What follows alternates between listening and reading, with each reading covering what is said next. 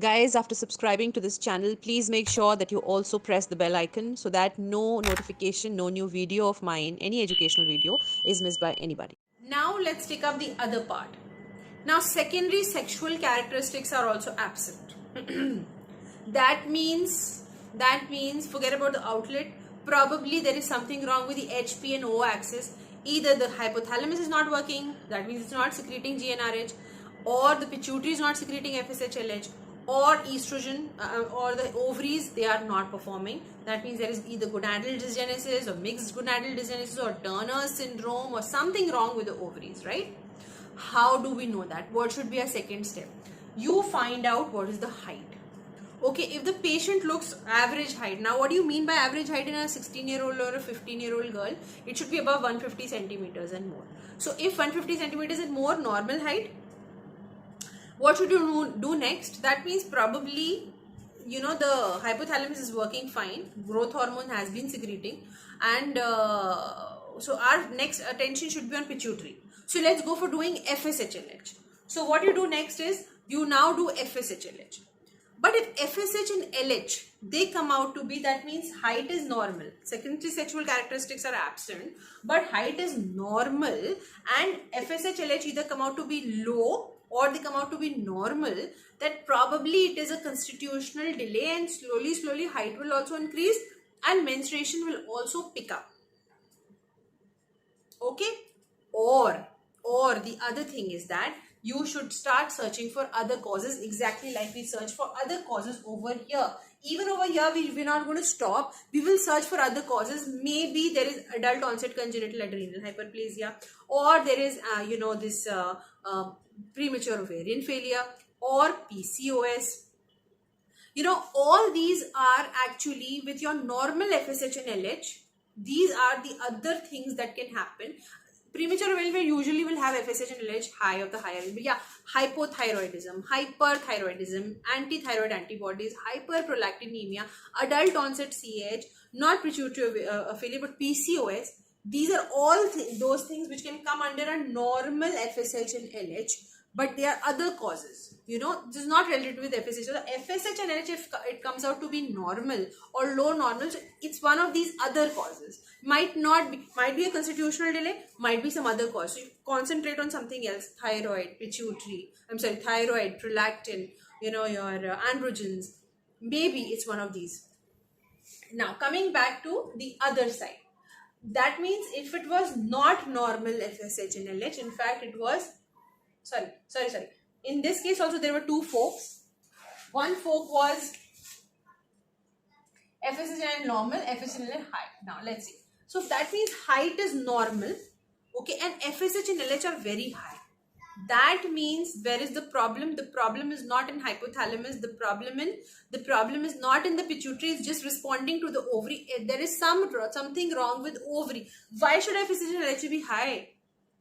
Why should FSH and LH be high?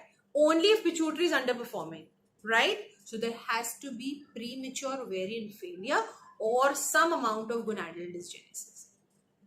That is the only reason why FSH and LH are high with a normal height. Vis-a-vis short height. That means something is wrong here. CNS. So if suppose FSH and LH come out to be low or even normal, I'll still go ahead and get my CT scan. If everything comes out there fine, well, it's why is there a short height? So you look forward to other clues. Maybe you will again go for pituitary CT scan for pituitary or any other CNS hormone. And then why do we have a normal height? You see the family history of the patient.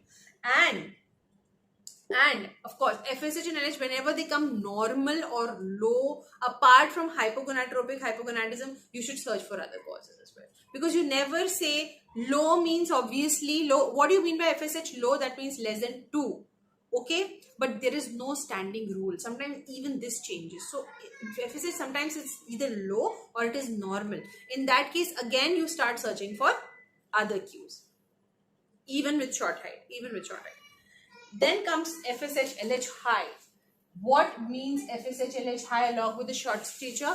Well, that means FSH and LH, whenever they are high, that means It's just responding to the ovaries. So the ovaries, they are not producing enough of estrogen or progesterone hormone, and that is the reason why it's reacting to it. So either there's going to be, premature ovarian failure, or it's going to be, gonadal dysgenesis, mixed gonadal, not premature ovarian failure. Either it's Turner syndrome, because in that case, short height is there along with all the stigmata of, no secondary sexual characters. Either it's Turner syndrome, gonadal dysgenesis, mixed gonadal dysgenesis, and then comes something called as Sawyer syndrome. So what is Sawyer syndrome? It's supposed to be one of the syndromes in which actually it's a phenotypical female, but genetically it is a male, but it's the idea is not androgen insensitivity. The pathophysiology is something wrong with the Y gene, some genetic defect in the Y gene, because of which the gonads are neither testes nor their ovaries, and this does not have the predilection towards gonadoblastoma, which is there in androgen insensitivity syndrome, which you have to take out as soon as possible. This is actually a different stigmata. Basically the gonads are as if not there. So neither is it secreting estrogen nor is it secreting androgen. It's not androgen insensitivity syndrome. It's a different category. So with this, I tried to give you some insight into understanding, the primary amenorrhea.